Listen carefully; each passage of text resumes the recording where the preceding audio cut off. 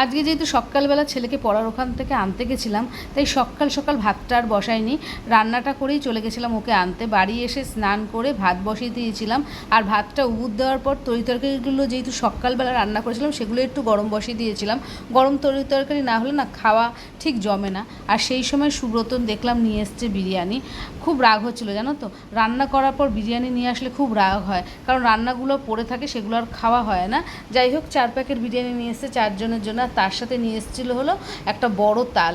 এই বছর প্রথম আমাদের বাড়িতে তাল আসলো, আর তালটা দিয়ে বেশ সুন্দর গন্ধ বেরোচ্ছিলো। তবে তাল রান্না করার ডিপার্টমেন্টের মা যাই করুক, তালের বড়া করুক বা অন্য কিছু, সেটা মাই করবে, ওটার মধ্যে আমি নেই। আর আমি কি করলাম বলো তো, তরিতরকারিগুলো গরম করবো বলে বের করেছিলাম, সেগুলোই আবার ভিতরে রেখে দিলাম, কারণ বিরিয়ানি যখন আছে কাকুরি মুখে আর এই সব রান্না রুজবে না, তাই জন্য ওগুলো রেখে দিয়ে তালটাকে সরিয়ে রেখে বিরিয়ানিগুলোকে বের করে নেবো প্যাকেট থেকে, কারণ বিরিয়ানিগুলো অনেকক্ষণই প্যাকেটের মধ্যে রয়েছে, ওগুলো বের করে নেবো। আর বেলাও হয়েছিল, দুপুরে সবাইকে খেতে দিতে হবে, তাই জন্য ওগুলোকে একটু বের করে রাখছি।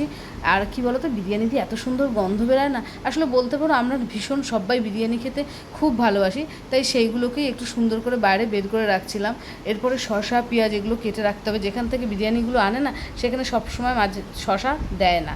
আর এই দেখো বাবা ছেলে দুজনেই খুব খুশি বিরিয়ানি খাবে বলে, দুজনে শসা পেঁয়াজ কাটতে বসে গেছে। আমিও অবশ্য বাদ যাই না, আমিও বিরিয়ানি ভীষণ ভালো খাই, আর বিরিয়ানি খেতে ভালোবাসি বলে সবাইকে আগে দিয়ে দিয়েছিলাম, তারপরে নিজে বসেছিলাম খেতে।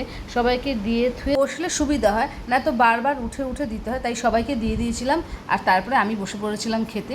আর বিরিয়ানি থাকলে না, বিরিয়ানির পাশে আমাদের কোনো কিছু দরকার হয় না, শুধু বিরিয়ানি খেতেই আমরা সবাই খুব ভালোবাসি। তবে শসা পেঁয়াজ হলে ভালোই হয়, শসা পেঁয়াজটা আমরা রাখি, আমার আবার শসাও দরকার হয় না, পেঁয়াজ হলেই হয়। আর তার সাথে বাড়িতে একটু পুদিনা পাতার চাটনি ছিল, সেটা আমি বের করে নিয়েছিলাম।